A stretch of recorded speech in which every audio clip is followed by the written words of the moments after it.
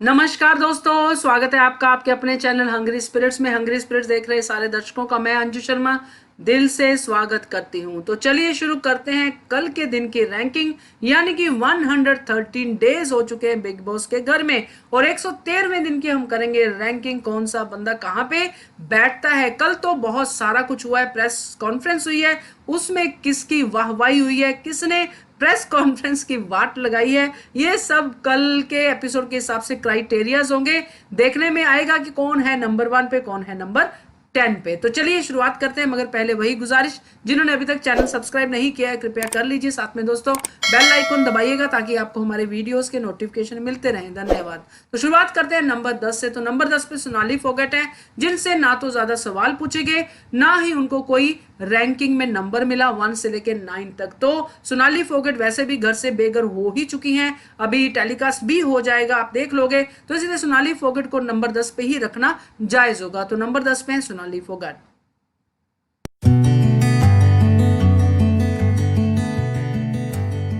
Number 9 पे आ गई है देवोलीना भट्टाचार्य। देवोलीना भट्टाचार्य ने कल बहुत बोलने की कोशिश की, या तो ऐसा हो सकता है कि वो पहले जो निक्की को लेके उनके मन में भड़ास थी उसको उन्होंने खूब निकाला प्रेस के सामने, जबकि उनको बार बार मना किया जा रहा था कि मत बोलिए मत बोलिए। आधी आवाज उनकी सुन रही थी, आधी बाकी लोगों के शोर में दब भी रही थी, तो ज्यादा क्लैरिटी नहीं मिली, रिपीट बातें ही सुनने को मिली। और दूसरा, जब वो आई प्रेस कॉन्फ्रेंस के सामने तब उन्होंने पहले ही सवाल को इतना लंबा जवाब दे दिया, या तो जानबूझ के दे दिया कि अगला कोई सवाल ही ना करे, या फिर वो ऐसी ही एक लंबा जवाब देने के लिए वो तैयार थी। तो उनसे ज्यादा सवाल पूछे ही नहीं गए। उसके बाद एजाज खान से उससे पहले पूछ लिए गए जो उनसे पूछने थे। तो देवोलीना की परफॉर्मेंस ऑन एंड एवरेज ही रही कल के दिन को लेके, तो वो आते हैं नंबर 9 पे।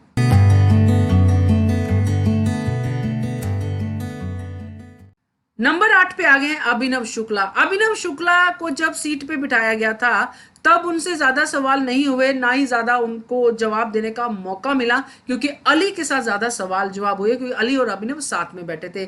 बट दोस्तों, जब रुबीना दिलैक और राहुल थे अंदर, तब रुबीना और राहुल से जो भी सवाल जवाब हो रहे थे, खास करके राहुल से, उसमें वो बाहर बैठे अपनी राय देते फिर से नजर आ रहे थे। बाकी अभिनव शुक्ला कल प्रेजेंटेबल काफी लग रहे थे, अच्छे दिख रहे थे, और वही अच्छी चीज की वजह से और जो भी उनका थोड़ा बहुत कंट्रीब्यूशन था कल के एपिसोड में, उसके कारण वो आते हैं नंबर 8 के ऊपर।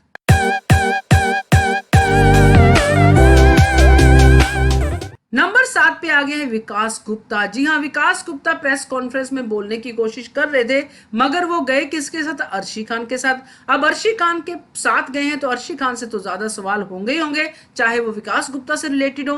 बट विकास गुप्ता अपनी तरफ से बात करने की कोशिश कर रहे थे, जो ज्यादा रेलिवेंट नहीं लगी कल के एपिसोड के हिसाब से, और ऐसा भी लगा कि अब वो मास्टरमाइंड नहीं रहा है। उन्होंने खुद भी कहा कि अब अच्छा हुआ मेरे से ये वाला टैग चला गया, अब मैं मास्टरमाइंड नहीं हूं, तो मैं अब फ्री हूं, ऐसा कुछ वो कहते हुए कल नजर आए।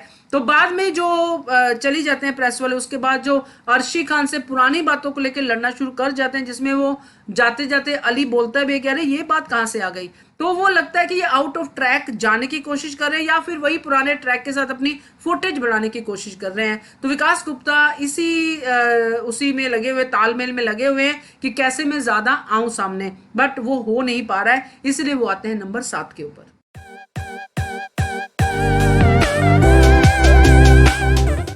नंबर 6 पे आ गए अर्शी खान। जी हाँ, विकास गुप्ता 7 पे हो तो अर्शी 6 पे कैसे नहीं होगी? जरूर होगी, क्योंकि कल वो साथ साथ ही थे।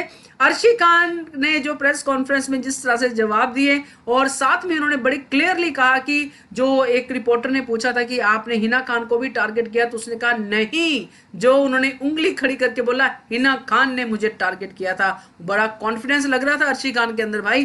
तो इसके बाद जब वो विकास गुप्ता के साथ जब बात करती है, जो मैंने पहले भी जिक्र किया है, वहां पे राखी सावंत आती है तो बोलती नहीं नहीं मुझे इसके साथ अलग से बात करनी है, तो राखी सावंत वहां पे भड़क जाती है। तो अर्शी खान वहां पे भड़कती नहीं है, क्योंकि वहां पे एक्चुअली अर्शी खान लग रहा था कि सीरियसली कुछ विकास गुप्ता से डिस्कस करना चाहते हैं, जो विकास गुप्ता उसको लेके अपनी फुटेज बढ़ाना चाहते हैं, तो ऐसा कुछ लगा। बाकी अर्शी खान सुंदर दिख रही थी, अच्छी दिख रही थी, और उन्होंने बहुत ही सीधे सीधे और साफ शब्दों में अपने जवाब दिए रिपोर्टर्स को, जितने भी उनसे सवाल पूछे गए। तो अर्शी खान आती है नंबर 6 के ऊपर।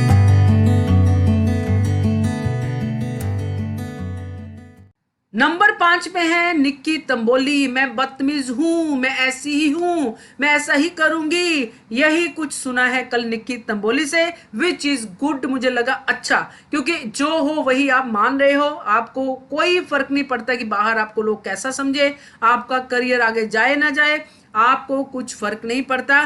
बिंदास उन्होंने बोला कि मैं ऐसी ही हूं, मैं क्या करूं, मैं तो ऐसी ही हूं, है ना, मैं कर जाती हूँ, मुझे नहीं समझ में आता है। वो सारी चीजें उन्होंने कल कही जो मुझे ओके लगी कि ठीक है भाई, वो मान तो रही है कम से कम कि अगर मैं ऐसी कर रही हूँ, दिख रही हूँ, मैंने बदतमीजी तो नहीं की, है ना। वो सारी चीजें तो अच्छा लगा। और इसीलिए निक्की तंबोली घर के अंदर बनी हुई है इतना सब कुछ करने के बावजूद, कि अभी निक्की तंबोली से और भी कुछ चाहते हैं मेकर, जो निक्की तंबोली आगे उनको करके देगी। तो निक्की तंबोली आती है नंबर 5 पे।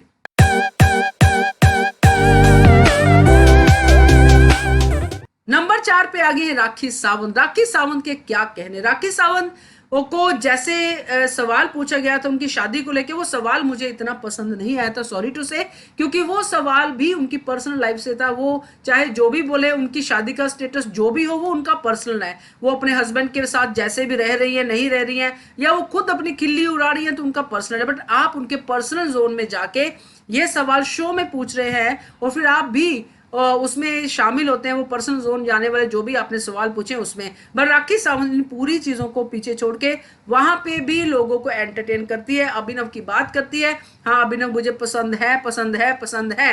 तो वो एंटरटेनमेंट जो राखी सावंत जिसके लिए मशहूर है, वो एंटरटेनमेंट वो कल भी देती हुई नजर आई रिपोर्टर्स को। वो हंस रहे थे, खुश हो रहे थे। बट मुझे कहीं ना कहीं ये जरूर दुख हो रहा था दोस्तों कि राखी सावंत एक जोकर बन के रह गई है, जिसको देख के लोग खुश होते हैं, उसको जो भी उसके साथ सवाल जवाब होते हैं उसको सुन के लोग खुश होते हैं। बट कहीं ना कहीं Rakhi Sawant is a suffering person, जो बहुत अंदर से सफर कर रही है। हाँ, वो अपना मजाक उड़वाती है क्योंकि उसको लगता है कि मुझे बने रहना है, और उसका कुछ लोग फायदा भी उठाते हैं, है ना। तो बाकी चीजें डिफरेंट हैं जो हम देख रहे हैं, क्योंकि राखी सावंत सिंपल दिख रही है और बहुत ही क्लियर दिख रही है। वो ऐसे लग नहीं रहा कि जो भी अभी रिसेंटली हमने देखा है उसमें वो नहीं लग रही है ऐसी कि जो गेम के लिए कर रही है। अगर वो वाकई में गेम के लिए करना होता, मुझे पहले लगा था कि ये राखी सावंत गेम के लिए कर रही है, बट अभी मुझे नहीं लग रहा है, क्योंकि जैसे ही वो अभिनव के साथ ऐसा दिखा रही है, सच में दिल जुड़ गया है कि उनकी गेम भी सफर कर रही है। बट कल के एपिसोड को लेकर अगर कहें तो राखी सावंत ने डिफरेंट फ्लेवर दिया अपनी एंटरटेनमेंट के साथ। तो आती है नंबर 4 के ऊपर।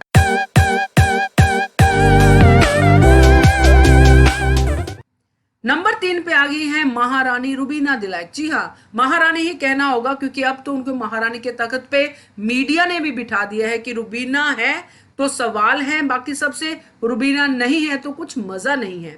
तो कल के एपिसोड में यही देखा कि रुबीना से तो कुछ चंद ही सवाल पूछे गए जो निक्की से रिलेटेड थे, या फिर एक दो और। बाकी जितने भी लोगों को, अली को, राहुल को, जो मेन क्रीम हम कहेंगे घर की, उनको जो सवाल पूछे गए वो रुबीना से ही रिलेटेड थे कि आपने रुबीना को ऐसा क्यों बोला, आपने रुबीना की बैक बिचिंग क्यों की, आपने रुबीना को धक्का क्यों मारा, रुबीना ने तो धक्का मारा नहीं था, रुबीना को आपने ऐसा क्यों किया।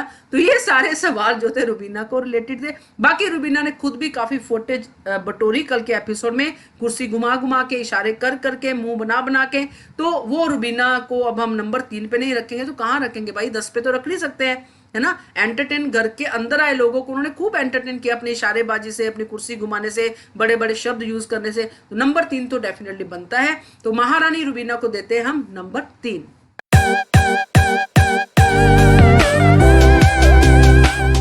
नंबर 2 पे आ गए दोस्तों अली गोनी। अली गोनी को जब पहला ही सवाल जैस्मिन वसीम से रिलेटेड पूछा गया, वहीं से उनका माथा जो था वो ठनक गया, और उनको वो बातें एक तो पहले ही पसंद नहीं आ रही थी। जब राहुल वैद्य को वहां पे टारगेट किया जा रहा था प्रेस रिपोर्टर्स के जरिए कि आपने यहाँ पे ऐसा क्यों किया, आपने रुबीना के साथ ऐसा क्यों किया, आप रुबीना एयरलाइंस से चढ़ के आप आगे जाना चाहते हो, आप ऐसा कर रहे हो, वैसा कर, वहीं से उनको वो चीजें ही अच्छी नहीं लग रही थी, क्योंकि वो टारगेटिंग था बकायदा तौर पर। तो उसके बाद फिर जब अली गोनी की बारी आई, रिपोर्टर ने सीधा उनसे रुबीना को रिलेटेड ही पूछ लिया कि आप इनकी बैक बिचिंग करते हो जिनकी उन्होंने की नहीं है। वहीं पे उनका टेम्परामेंट हाई हो गया और उन्होंने बराबर रिपोर्टर को जवाब दिया, और जाते जाते भी उन्होंने कहा कि मैम मैं बाहर आके एपिसोड देखूंगा, फिर आपको मैं फोन करूंगा। मतलब वहां तक उनको पता था कि मैं सही हूं, ये रिपोर्टर अपनी किसी और ही जोन से आई हैं, इसलिए ये ऐसा सवाल पूछ रही हैं। तो अली गोनी का इंप्रेशन काफी अच्छा रहा कल के एपिसोड में, इसलिए वो आते हैं नंबर 2 पे।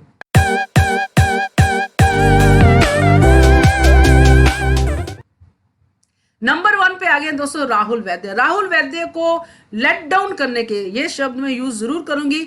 बहुत कोशिश की गई कि आप ऐसे हो, आप स्ट्रॉन्ग वुमेन को फेस नहीं कर पा रहे हो, आप ऐसे रिलेशनशिप पे जाते हो, उनके पर्सनल जोन में चले जाते हो, आप ये करते हो वो करते हो, बहुत कोशिश की, बट वो बंदा टिका रहा, अपने जवाब देता रहा, दाल चावल खिचड़ी की एग्जाम्पल देता रहा। उसने अपने साफ शब्दों में अपनी बातें समझाई जो शायद वो समझने के माइंड से आए ही नहीं थे।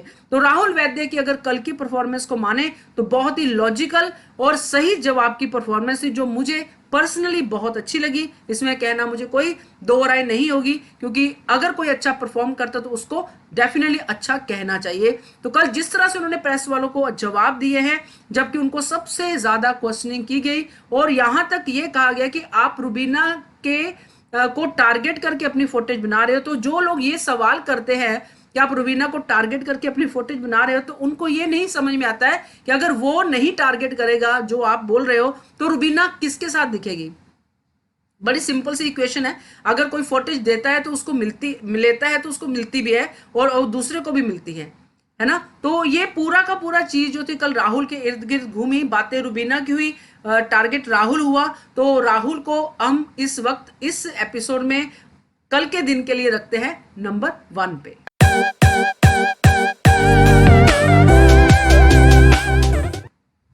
तो ये थी दोस्तों हमारी रैंकिंग कल के दिन के हिसाब से प्रेस कॉन्फ्रेंस के बाद की। आपको कैसी लगी जरूर कमेंट करके बताइएगा। देखते रहिए channel Hungry Spirits. Thank you so much. Subscribe to our channel by clicking the subscribe button. Click the bell button and enjoy the latest uploads from our channel.